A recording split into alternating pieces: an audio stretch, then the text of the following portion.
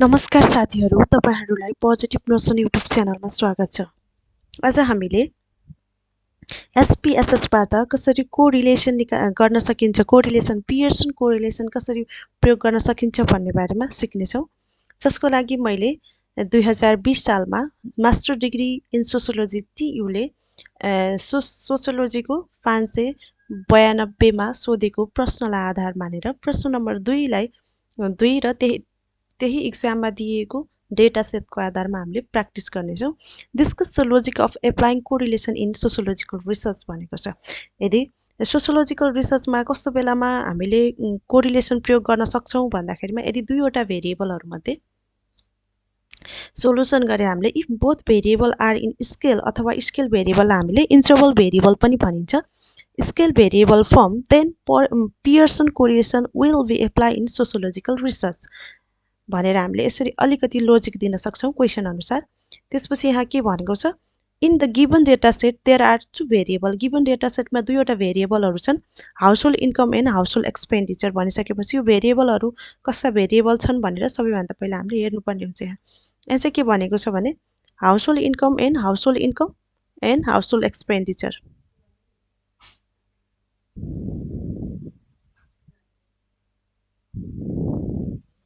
Household income कहाँ छ हामीले अब यसरी यहाँ हेर्नु पर्यो। यो हाउसहोल्ड एक्सपेन्डिचर 14 नम्बरमा रहेको छ र हाउसहोल्ड इन्कम रहेको छ 7 नम्बरमा।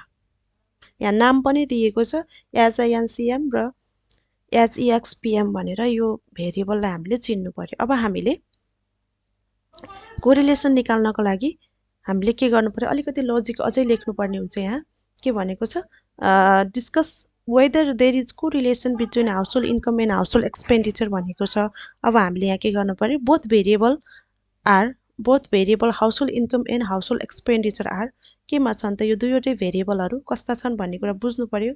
यो पनि हाउसहोल्ड इन्कम पनि स्केल भेरिएबल फर्ममा छ, जुन यो स्केल टाइपको यो चित्र देखाइएको छ मेजरमेन्टमा गएर हेर्ने। त्यसपछि हाउसहोल्ड एक्सपेन्डिचर पनि स्केल भेरिएबल फर्ममा रहेको छ। त्यसपछि हामीले यदि दुईवटै भेरिएबलहरू स्केल भेरिएबल फर्ममा छन् भने हामीले के गर्नु पर्यो, Pearson correlation expenditure are in scale variable form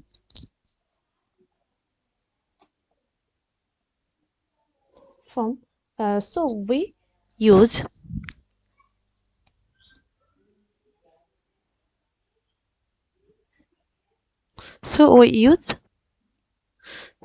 we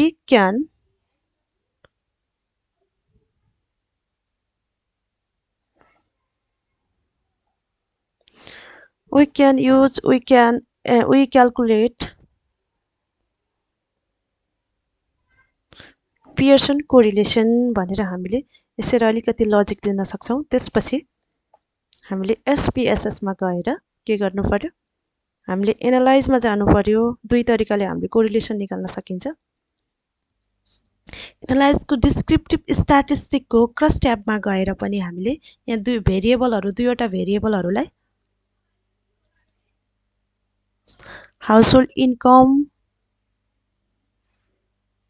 लाई रमा र कलम हामीले तलमाथि जसरी पनि राख्न सक्छौँ, किनभने यहाँ दुईवटै भेरिएबलहरू स्केल भेरिएबल फर्ममा छन्। स्ट्याटिस्टिकमा गइसकेपछि कोरिलेसनलाई क्लिक गर्ने भने हामीलाई यहाँ रिजल्ट प्राप्त हुन्छ।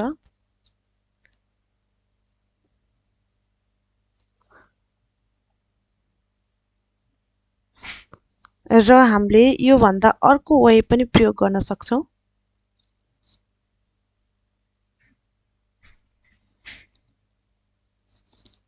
एनालाइजमा गएर कोरिलेसनमा गइसकेपछि बाइभेरिएटमा गइसकेपछि यहाँ दुईवटा भेरिएबलहरू ड्र्याग गर्ने। यो चाहिँ यस्तो किसिमको देखा पर्छ। त्यसपछि हामीले यसलाई हाउसहोल्ड इन्कम खोज्नुपर्छ। यहाँ हाउसहोल्ड इन्कम यहाँ रहेको छ पर मन्थ। डबल क्लिक गरेपछि त्यो भेरिएबलमा ड्र्याग हुन्छ। हाउसहोल्ड एक्सपेन्डिचर यसरी क्लिक हुन्छ। त्यसपछि हामीले यहाँ पियर्सन कोरिलेसन निकाल्ने हो। यदि हाम्रो यहाँ भेरिएबलहरू स्केल भेरिएबलको ठाउँमा अर्डिनल भेरिएबल फर्ममा हुन्थ्यो भने त्यस्तो बेलामा हामीले स्पेयरम्यान प्रयोग गर्ने थियौँ। तर यहाँ हाम्रो दुईवटै भेरिएबलहरू स्केल भेरिएबलमा भएको हुँदा हामीले पियर्सन कोरिलेसन निकाल्नुपर्ने हुन्छ। यसलाई ओके गरिसकेपछि हामीलाई यस्तो रिजल्ट प्राप्त हुन्छ। सेम डेटा जसरी प्रयोग गरे पनि एन्सर सेम नै आउँछ।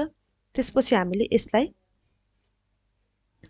उत्तर पुस्तिकामा लेख्नुपर्ने हुन्छ।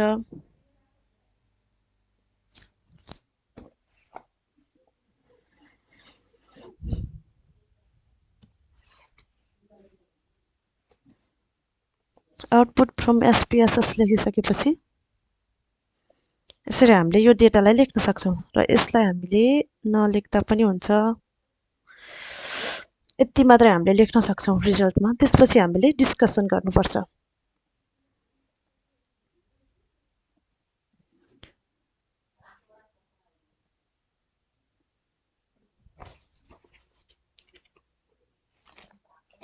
डिस्कसन भन्दा पहिला हामीले के गर्नुपर्छ, हाइपोथेसिस क्रिएट गर्नुपर्छ है।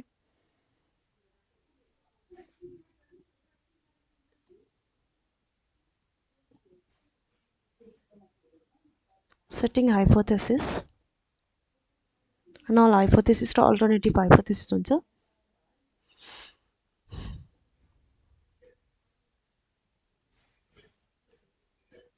जसलाई हामीले H0 ले पनि संकेत गरिन्छ।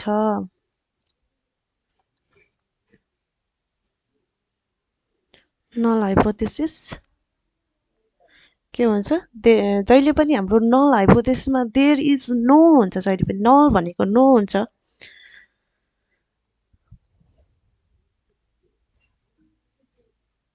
There is no correlation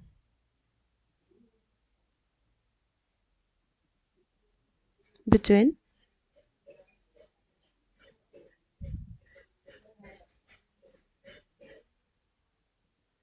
household income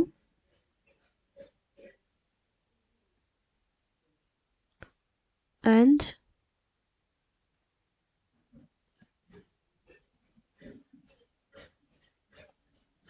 household expenditure।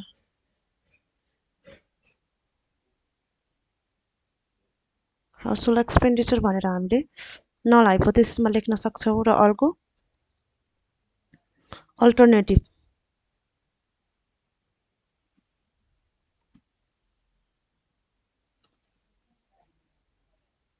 Alternative हाइपोथेसिसलाई हामीले H1 ले संकेत गर्छौँ।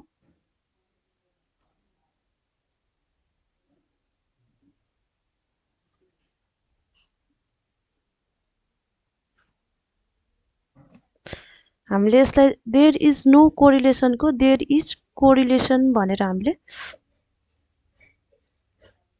लेख्न सक्छौँ। मैले यसलाई चाहिँ कपी पेस्ट गरेँ। देयर इज नो कोरिलेसनलाई हटाएर there is correlation between household income and household expenditure. यसलाई चाहिँ हामीले आफ्नै किसिमको भाषामा लेख्न सक्छौँ। त्यसपछि हामीले डिस्कसन लेख्नुपर्ने हुन्छ। डिस्कसन लेख्नको लागि हामीले चाहिँ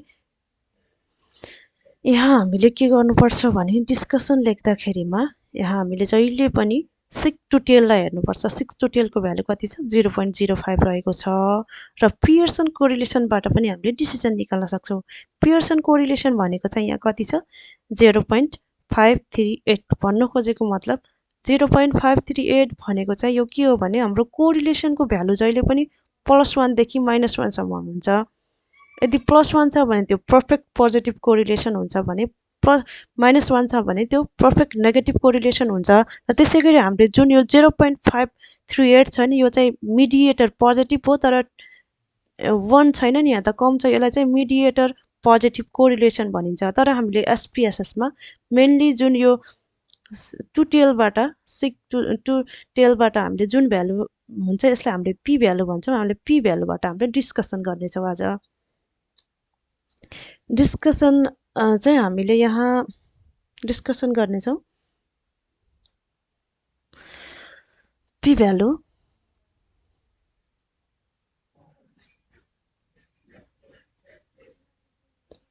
इक्वल टु कति छ हाम्रो पी भ्यालु 0.00 रहेको छ। पी भ्यालु हेर्नुहोस् है, पी भ्यालु 0.00 रहेको छ। पी भ्यालु इक्वल टु 0.00 रहेको छ। Level of significance.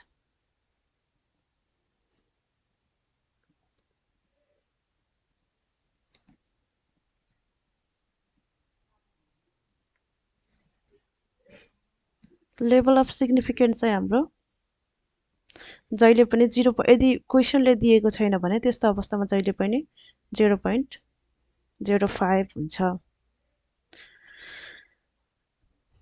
यसलाई हामीले अल्फाले पनि जनाइन्छ। लेभल अफ सिग्निफिकेन्टलाई अल्फाले पनि जनाइन्छ। हामीले के गर्नुपर्छ भने अब कन्क्लुजन डिस्कसन भयो। अब डिसिजन कसरी निकाल्ने? डिसिजन निकाल्नुपर्छ हामीले। Decision by using p value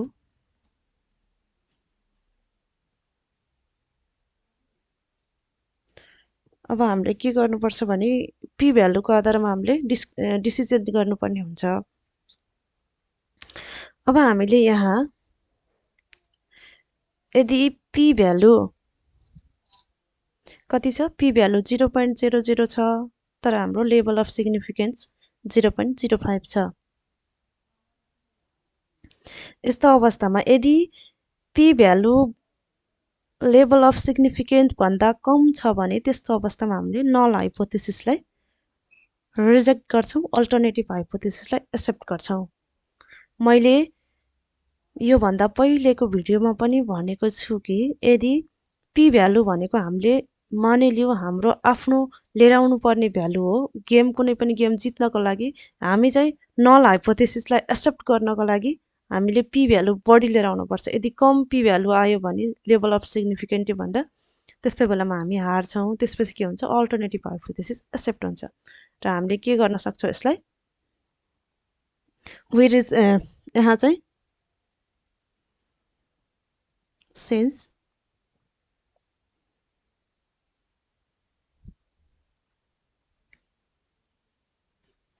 p value is equal to कति छ? 0.00 which is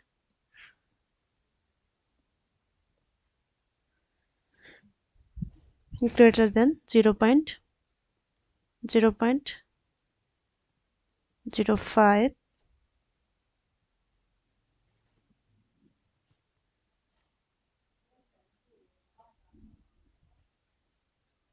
यस्तो अवस्था के हुन्छ? we reject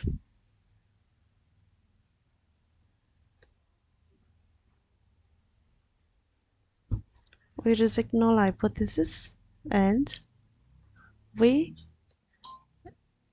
accept alternative hypothesis. We accept alternative hypothesis भनेर हामीले यहाँ डिस्कसन गर्न सक्छौं र अन्तिममा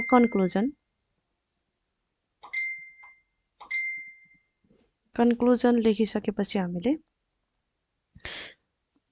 नल हाइपोथेसिस रिजेक्ट भयो, एक्सेप्ट अल्टरनेटिभ हाइपोथेसिस भयो भने जुन हामीले अल्टरनेटिभ हाइपोथेसिसमा यसलाई हामीले कपी पेस्ट गरेर लेख्न सक्छौं कन्क्लुजनमा।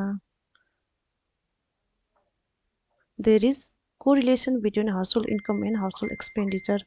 ती दुईवटा भेरिएबलहरु बीचमा कोरिलेसन रहेको छ। Thank you.